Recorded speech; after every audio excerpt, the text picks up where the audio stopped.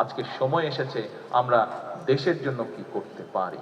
আপনার আপনজন যে জন্য আত্মত্যাগ করেছে সেটি সফলতার দিকে এগিয়ে যাচ্ছে। বাংলাদেশ জাতীয়তাবাদী দল, শহীদ রাষ্ট্রপতি জিয়ার দল, দেশনেত্রী বেগম খালেদা জিয়ার দল বাংলাদেশের অস্তিত্বে যারা বিশ্বাস করে, বাংলাদেশের গণতন্ত্রে যারা বিশ্বাস করে, আমি একজন রাজনৈতিক কর্মী হিসেবে বিশ্বাস করি এইরকম প্রত্যেকটি মানুষের সেই সাহস এবং সেই শক্তি আছে যার বলে আমরা ক্ষমতা রাখি যে দেশকে ঐক্যবদ্ধ করার, যার বলে আমরা সেই শক্তি রাখি দেশকে ঐক্যবদ্ধ রাখার।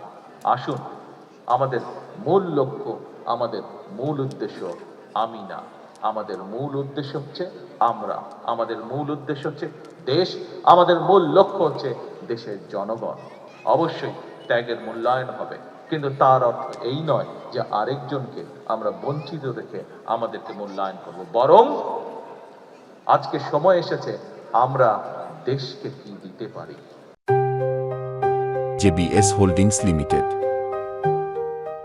আজকে সময় এসেছে আমরা দেশের জন্য কি করতে পারি।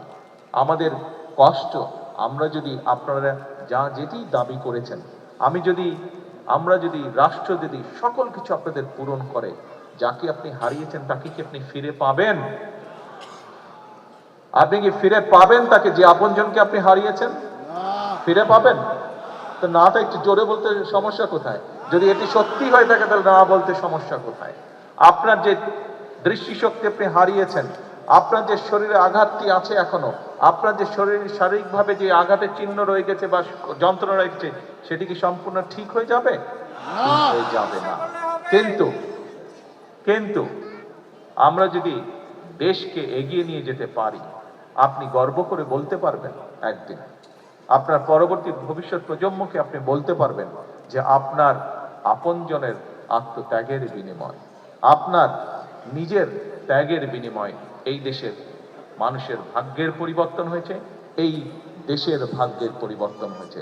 আপনি যার জন্য কষ্ট করেছিলেন, আপনার আপনজন যে জন্য আত্মত্যাগ করেছে, সেটি সফলতার দিকে এগিয়ে যাচ্ছে। এটি আমি মনে করি আমাদের সকলের আজকের প্রত্যাশা হওয়া উচিত ছিল।